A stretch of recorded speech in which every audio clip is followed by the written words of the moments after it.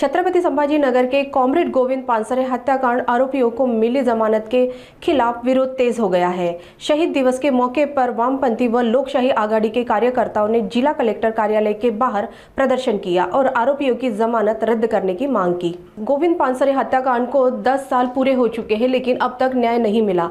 इस केस में मुंबई उच्च न्यायालय ने 6 आरोपियों को 25-25 हजार रुपए के निजी मुचलके पर जमानत दे दी है। प्रदर्शनकारियों का कहना है कि खटला लंबे चलने के कारण दी गई जमानत को रद्द कर आरोपियों को फांसी दी जाए। कॉमरेड राम बाहेती ने स्पष्ट किया कि ये लड़ाई तब तक जारी रहेगी जब तक न्याय नहीं मिलता।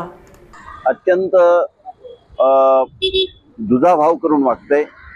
जी लोक पकडली आहेत तीही सोडून द्यायची आणि जी काही पकडायची आहे ती अजून पकडली गेली नाही।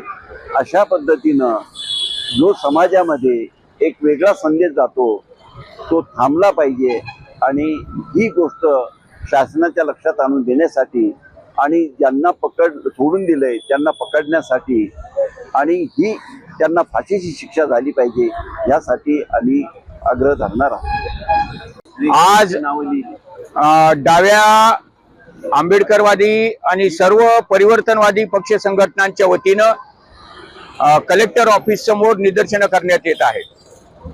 कॉम्रेड गोविंद पानसरे आणि त्यांच्या पत्नी कॉम्रेड उमा पानसरे यांच्यावर 16 फेब्रुवारी 2015 रोजी कोल्हापुरात त्यांच्या घराजवळ खुनी हल्ला झाला।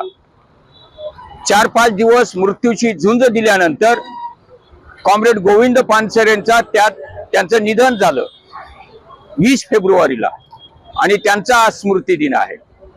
9 वर्ष झाली, अजूनही गुन्हेगारांना शिक्षा झालेली नाही। नंबर 1, ज्यांना पकडण्यात आलेलं होतं त्यांना जामीन देण्यात आलेला आहे आणि हा जामीन रद्द झाला पाहिजे आणि महाराष्ट्र शासनानं त्यासाठी सुप्रीम कोर्टात याचिका दाखल केली पाहिजे असं आमचं म्हणणं आहे।